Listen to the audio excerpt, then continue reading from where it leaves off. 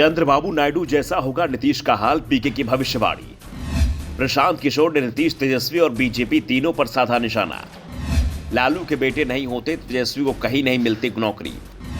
बिहार में बीजेपी की हैसियत सिर्फ पिछलग्गा पार्टी की। प्रशांत किशोर अब चुनाव रणनीतिकार नहीं है, नेता बन गए हैं, पदयात्रा कर रहे हैं, पूरे बिहार को नाप रहे हैं। एक एक जिले में उनकी यात्रा एक एक महीने का समय ले रही है।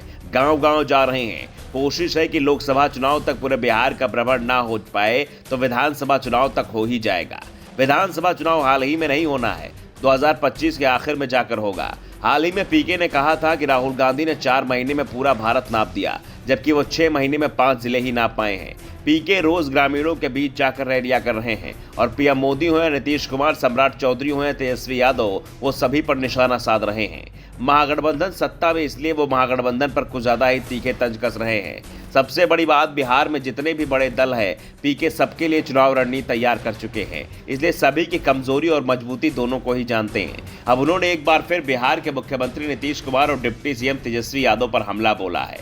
पीके ने कहा कि तेजस्वी यादव अगर लालू यादव के बेटे न होते तो देश में ऐसी कोई नौकरी नहीं है जो उन्हें उनकी काबिलियत पर मिल जाए। नीतीश कुमार और आरजेडी का अपना ठिकाना नहीं है, ये लोग क्या किसी को पीएम बनाएंगे? 2024 में नीतीश का हाल चंद्रबाबू नायडू जैसा होगा। दरअसल नीतीश कुमार इस समय विपक्षी मोर्चे के लिए पूरे देश के भ्रमण का कार्यक्रम पर हैं। वो ममता बनर्जी और अखिलेश यादव से मुलाकात कर चुके हैं। इससे पहले नीतीश और तेजस्वी दिल्ली में कांग्रेस अध्यक्ष मल्लिकार्जुन खड़गे और राहुल गांधी से भी मिले थे।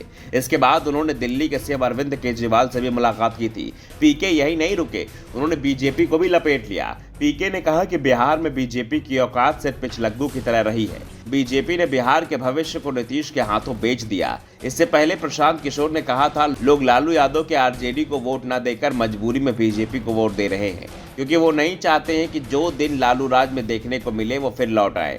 प्रशांत किशोर ने कहा कि बिहार के लोग वोट के दिन मुख्य रूप से 4 मुद्दे पर ही वोट करते हैं। पहला, जाति के नाम पर, जो इससे बच जाता है वो हिंदू मुसलमान भारत पाकिस्तान के नाम पर वोट करता है। वो कहते हैं कि सब हिंदू एक हो जाओ, मुसलमानों को और पाकिस्तान को सबक सिखाना है, जबकि घर में पढ़ा लिखा लड़का बेरोजगार बैठा है, उसको भूल गए हैं, लेकिन वोट के दिन केवल पाकिस्तान याद रहता है और हिंदू बनकर वोट करते हैं। पीके ने कहा कि नीतीश कुमार का बिहार में अब कुछ नहीं बचा है और वो पीएम बनने के सपने देख रहे हैं। उनका हाल भी अब चंद्रबाबू नायडू जैसा होने वाला है। दरअसल 2019 के लोकसभा चुनाव से पहले आंध्र प्रदेश के पूर्व मुख्यमंत्री चंद्रबाबू नायडू ने बीजेपी के खिलाफ तीसरा मोर्चा बनाने की कवायद की थी।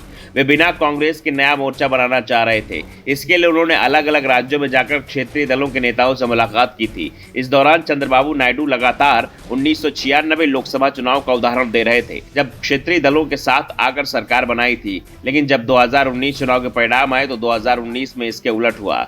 जहां एक और लोकसभा चुनाव में चंद्रबाबू नायडू की विपक्ष को साथ लाने की कोशिश धरी की धरी रह गई, तो वहीं वे राज्य के सीएम पद से भी हाथ धो बैठे। लोकसभा चुनाव में उनकी पार्टी टीडीपी को सिर्फ 3 सीटें मिली, तो वहीं विधानसभा चुनाव में उन्हें 23 सीटों पर ही जीत मिल सकी, जबकि जगन मोहन रेड्डी की पार्टी ने 151 सीटों पर जीत हासिल की। और हाल ही में आंध्र प्रदेश को लेकर जो सर्वे आ रहे हैं उसमें टीडीपी के हालात सुधरते नहीं दिख रहे हैं। कई सर्वे तो यहां तक दावा कर रहे हैं कि लोकसभा में जो 3 सीट टीडीपी को मिली थी, इस बार शायद वो भी हाथ से चली जाए।